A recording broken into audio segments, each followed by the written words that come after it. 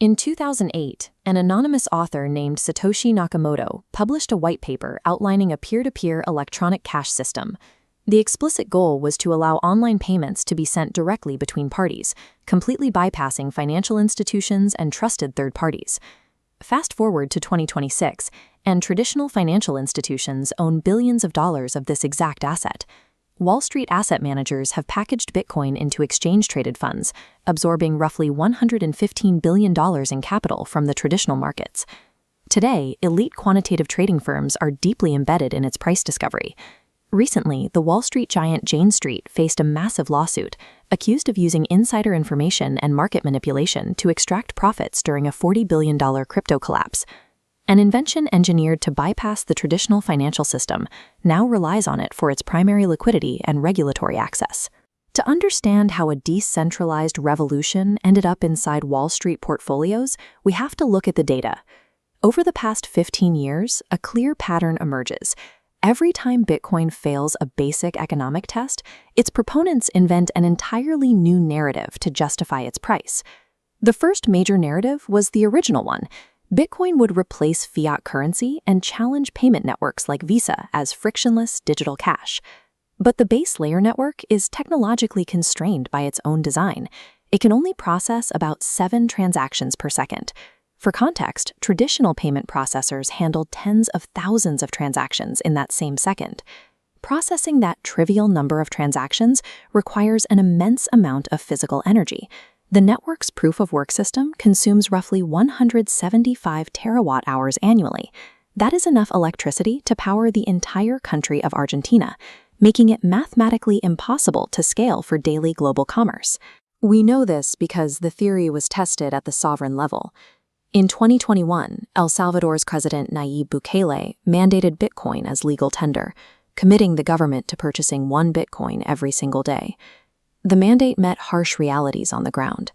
By 2024, data showed that only 8.1% of Salvadorans actually used it for transactions. Citizens actively protested the volatility, completely abandoning the state-sponsored digital wallets. In early 2025, facing an unsustainable debt crisis, the experiment hit a wall.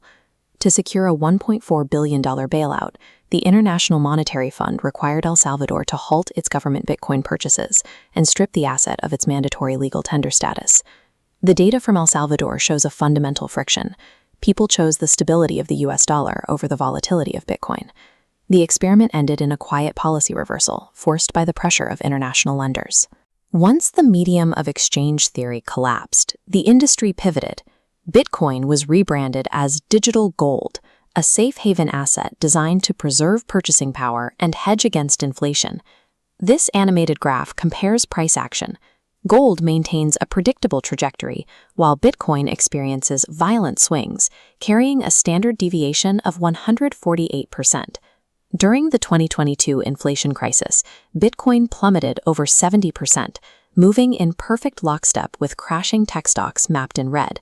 An asset that crashes synchronously with tech stocks during peak inflation cannot mathematically be classified as a safe haven store of value. It behaves exactly like a high-risk technology stock. Stripped of its utility as cash or digital gold, the justification for Bitcoin's valuation shifted again.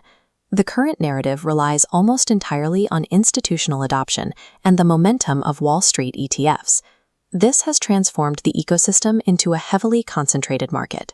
Corporations like MicroStrategy have issued massive amounts of debt to hoard over 717,000 Bitcoins, building a highly leveraged $54 billion stockpile that aggressively centralizes ownership. The bankruptcy administrator for Terraform Labs filed an 83-page lawsuit against the quantitative trading giant Jane Street. The complaint alleges that Jane Street utilized a private chat group to gain confidential, non-public information from Terra insiders, allowing them to aggressively front-run trades right before the catastrophic collapse of the Terra USD stablecoin. This matches patterns documented by global regulators. In other markets, like the SLV Silver ETF, Jane Street allegedly built massive visible positions while using hidden, highly leveraged options to profit quietly from extreme volatility. Retail traders were left to absorb the losses. In the crypto markets, Retail investors had complained for months about a mysterious algorithmic price drop happening every day at 10 a.m. Eastern. Interestingly, within 2 days of the Jane Street lawsuit becoming public, that daily dump vanished entirely and Bitcoin's price surged. The decentralized network has morphed into an asymmetric casino. Massive institutional whales control the leverage, dictate the liquidity, and operate with informational advantages that everyday investors simply do not possess. The traditional financial system has swallowed and optimized Bitcoin, integrating it into the same institutional structures it was meant to replace. Proponents cite high adoption in emerging markets as utility, but mapping global on-chain volume reveals a different story. Over 30% of all blockchain transactions are actually stablecoins. Isolating that massive segment, the mechanism is clear. These tokens are pegged one-to-one to the US dollar.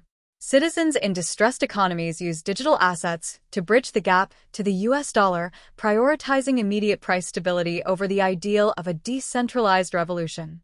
We have to evaluate Bitcoin strictly based on its empirical data. It is a speculative derivative with no underlying cash flows. As long as the narratives keep pivoting, new retail investors will keep buying in, functioning precisely as they are needed, as exit liquidity for early adopters and Wall Street whales.